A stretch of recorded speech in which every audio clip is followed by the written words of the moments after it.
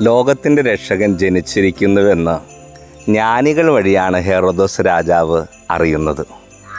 തന്നെക്കാളും വലിയ രാജാവ് ജനിച്ചിരിക്കുന്നു എന്ന് കേൾക്കുമ്പോൾ ഹെറോദോസ് രാജാവ് അസ്വസ്ഥനാവുകയാണ്. നമ്മുടെ ജീവിതങ്ങളിലൊന്നൊക്കെ അയൽപക്കങ്ങളിലും സുഹൃത്തുക്കളിലും ബന്ധുക്കളിലൊക്കെ നമ്മളെക്കാളും വലിയ രീതിയിലേക്ക് ജോലിയോ സ്ഥാനങ്ങളോ സമ്പത്തോ സൗഭാഗ്യമോ ഒക്കെ വരുമ്പോൾ, അവരുടെ ജീവിതത്തിലൊരു നേട്ടങ്ങളൊക്കെ വരുമ്പോൾ നമുക്ക് ഉള്ളു തുറന്ന് അഭിനന്ദിക്കാനും അവരുടെ സന്തോഷത്തിലൊക്കെ അവരോടൊപ്പമായിരിക്കാനും നമുക്ക് കഴിയുന്നുണ്ടോ?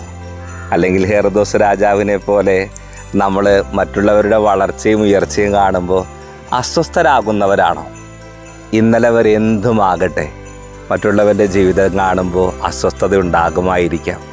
പക്ഷേ ക്രിസ്മസിന് ഒരുങ്ങുന്ന ഏറ്റവും അടുത്ത ഒരുക്കത്തിലായിരിക്കും നമുക്കൊരു തീരുമാനം എടുക്കാം.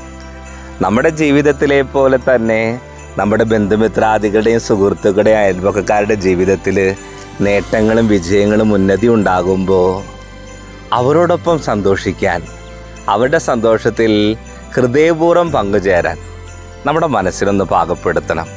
ദൈവം നമുക്ക് നൽകിയ അനുഗ്രഹങ്ങളെപ്പോലെ മറ്റുള്ളവൻ്റെ ജീവിതത്തിൽ അനുഗ്രഹങ്ങളുടെ വരമഴകൾ ഉണ്ടാകുമ്പോൾ ഹൃദയം തുറന്ന് സന്തോഷിക്കാൻ, അവിടെ സന്തോഷത്തിൽ പങ്കുചേരാൻ, വിജയത്തിന് ദൈവത്തിന് നന്ദി പറയാൻ നമ്മുടെ ഹൃദയങ്ങളെ പാകപ്പെടുത്താം. മറ്റുള്ളവൻ്റെ വളർച്ചയിൽ അനുഭവങ്ങളും അനുഗ്രഹങ്ങളുമുള്ള ഹൃദയങ്ങളുമായി ഒപ്പമായിരിക്കാൻ നമ്മളെ ദൈവം സമൃദ്ധമായി അനുഗ്രഹിക്കട്ടെ.